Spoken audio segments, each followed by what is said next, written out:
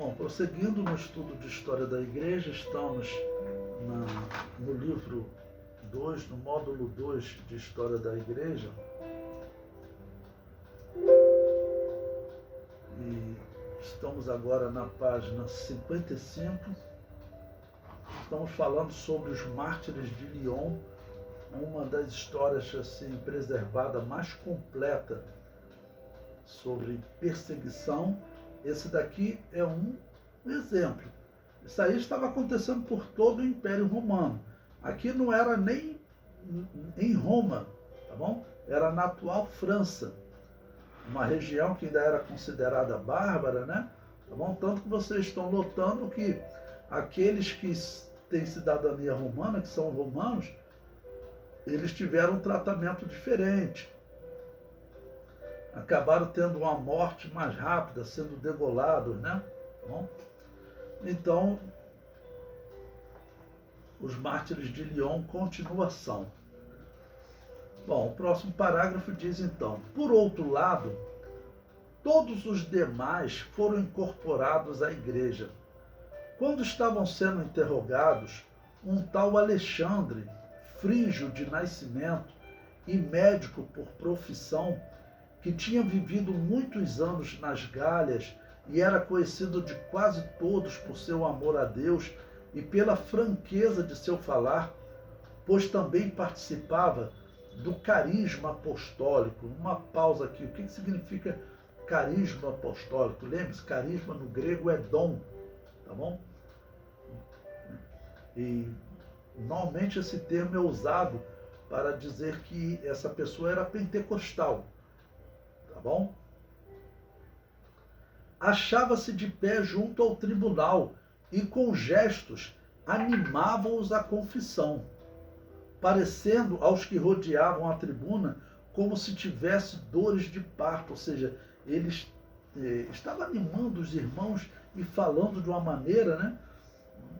A plebe, enfurecendo-se porque novamente confessavam aqueles que primeiro tinham renegado, pôs-se a gritar contra Alexandre, considerando o causador de tudo. E o governador, notando, perguntou-lhe quem era e como respondeu: um cristão. Encolerizou-se e condenou-o às feras. No dia seguinte, entrou na arena junto com Átalo, já que o governador, para agradar a plebe, entregou novamente Átalo às feras. Os que passaram por todos os instrumentos inventados para torturar no anfiteatro e sustentaram um grande combate, também eles foram ao final sacrificados. Alexandre nem soluçou, nem murmurou um mínimo sequer, mas em seu coração conversava com Deus. Átalo, por outro lado, quando foi posto sobre a cadeira de ferro e começou a queimar-se, e de seu corpo desprendia-se o cheiro de carne queimada, disse, dirigindo-se em latim à multidão: estás vendo? Isso é comer homens. O que estás fazendo? Nós, por outro lado, nem comemos homem, nem fazemos nada de mal. E como lhe perguntassem que nome tem Deus, respondeu: Deus não tem nome como homem. Depois de tudo isto, no último dia de lutas de gladiadores, levaram novamente Blandina junto com Pôntico, rapaz de uns 15 anos.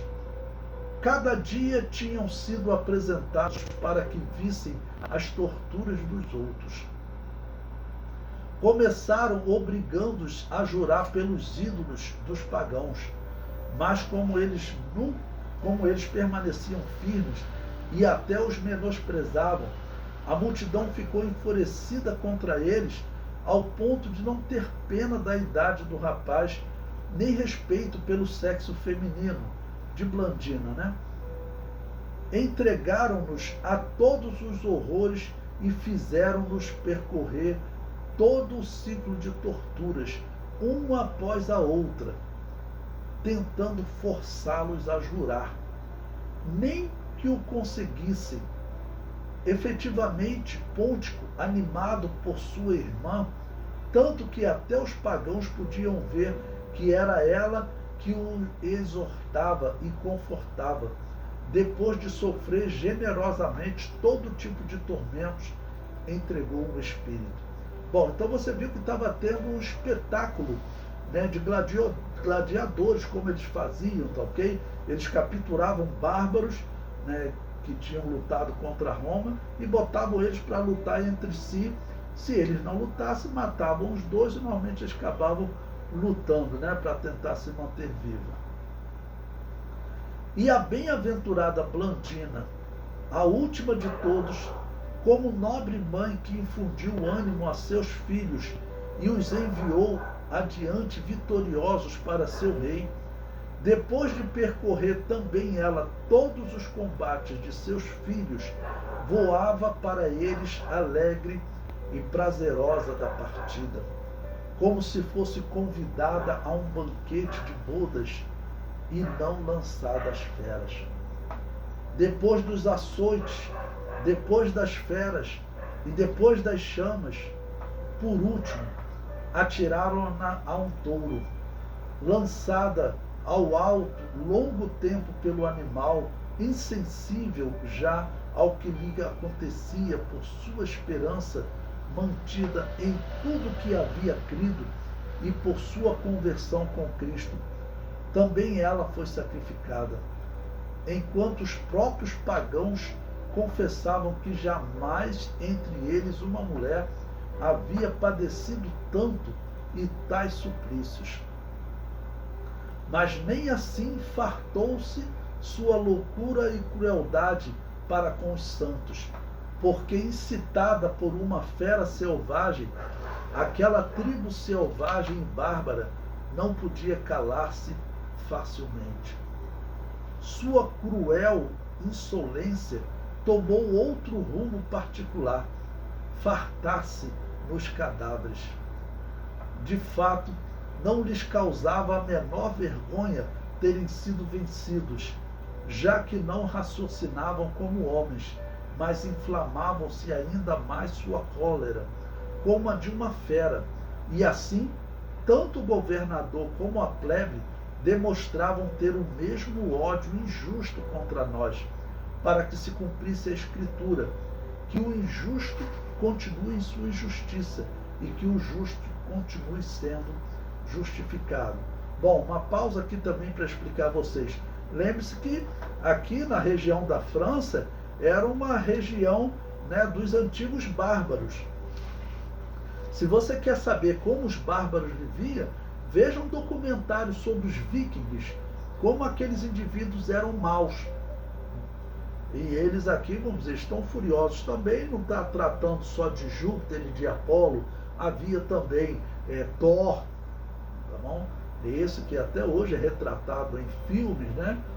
Havia Odin, todas essas divindades, os bárbaros também seguiam esse mesmo pensamento, que essas divindades, elas determinavam o destino do homem, elas que determinavam a peste. E no mundo bárbaro, a peste era pior do que no mundo romano, porque a higiene deles, né, era pior do que a dos romanos. Então, nessa região da França, tinha romanos e tinha bárbaros também. E esses bárbaros estão incentivando ainda mais a tortura. A leitura prossegue. Efetivamente, os que haviam perecido asfixiados no cárcere eram lançados aos cães, sendo vigiados noite e dia para evitar que algum dos nossos lhes fizesse as honras fúnebres. Também então expuseram os restos deixados pelas feras e pelo fogo, em parte despedaçados e em partes carbonizados. E durante alguns dias seguidos custodiaram com guarda militar as cabeças dos outros, junto com seus troncos, assim mesmo insepultos. Bom, se vocês verem esse documentário que eu indiquei a vocês, essa série, Roma, Ascensão e Queda de um Império, vocês verão também como os bárbaros tratavam as pessoas, era pior que os romanos, né? Normalmente eles decapitavam e expunham, né, a cabeça deles para que os outros vissem, deixavam eles nas florestas, né? E sobre estes restos, alguns resmungavam e rangiam os dentes, buscando tomar deles alguma vingança suplementar. Todos riam-se e zombavam, ao mesmo tempo que engrandeciam seus ídolos, a quem atribuíam os castigos daqueles. E os mais moderados, e que pareciam compadecer-se um pouco, repetiam insultos, dizendo: onde está seu Deus? E de que lhes valeu sua religião, a qual preferiram, inclusive, a sua própria vida? Assim, variada era a atitude daqueles.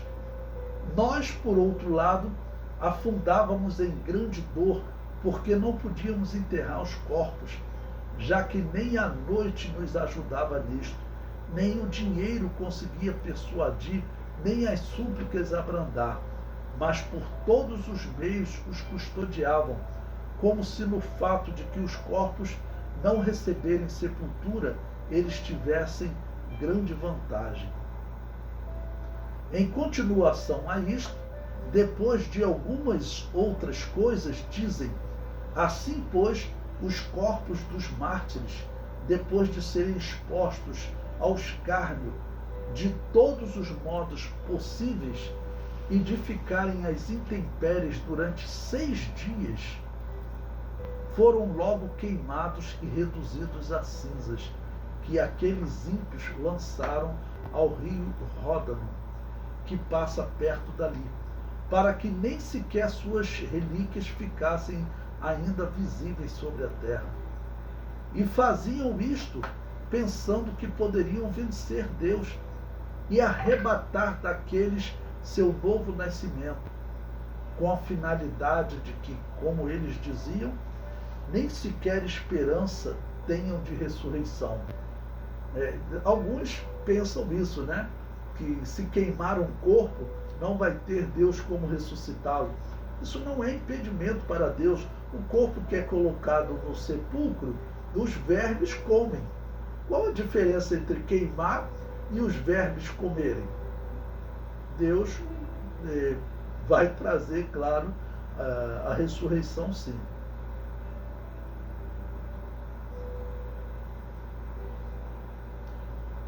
Ele prossegue: persuadidos dela, estão introduzindo uma religião estranha e nova, desprezam os tormentos e veem dispostos e alegres a morte.